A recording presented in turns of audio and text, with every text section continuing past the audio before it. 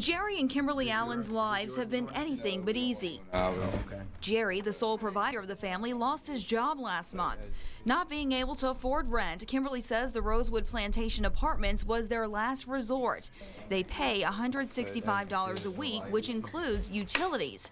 But they say they haven't had the electricity, hot water, or cable they were promised for at least 3 weeks. The only electric source we have is the extension cords ran from his plantation, and that gives us one light and a space heater that we just got. Their front porch has become an outdoor kitchen. An extension cord serves as an outlet for an electric cooker. A propane burner powers a small frying pan, and a fire pit is their source of warmth on a cool night. We sit out here by the little fireplace and huddle up, try and get warm as we can before we go inside, before I put the kids to bed. If you look around the property, you can see extension cords strung from one building to the next. The couple says watching their children live like this is heartbreaking. We tell them that we'll be out of here as soon as we can, and that we're doing the best that we can for them. 2 other tenants admitted they too are living under the same conditions. So you are living here with no electricity, no hot water, and no cable? Yes. And you're okay with that? I have no problem with that. I know it's coming. If you want to continue this, we're going to continue it separately. The landlord, Paul Sewell, gave us a few reasons why he hasn't paid his utility bills. This has been out for like 3 weeks. The reason the utilities did not get put back on when they went off is we're doing solar panels.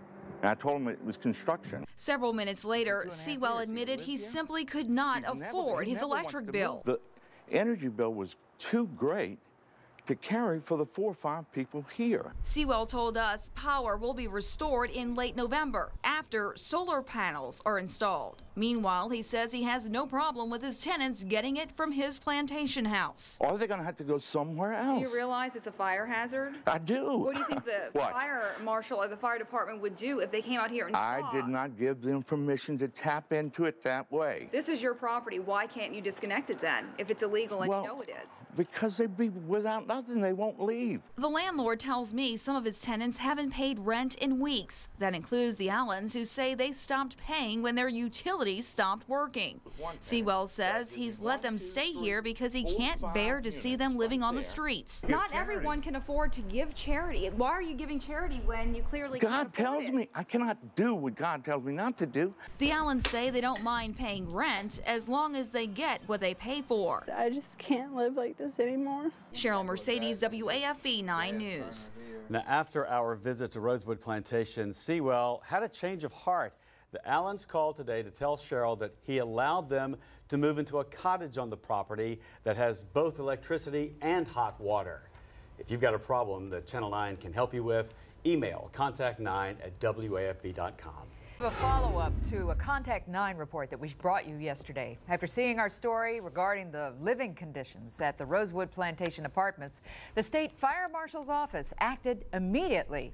Now, you'll recall the owner of the property was allowing his tenants to use extension cords to tap into the power at his house after electricity was cut off to their apartments. Well, fire investigators went to the Santa Ma property today. They removed all the extension cords, issued a cease and desist order to the owner, and the tenants have until 8 o'clock tonight to vacate those 2 buildings.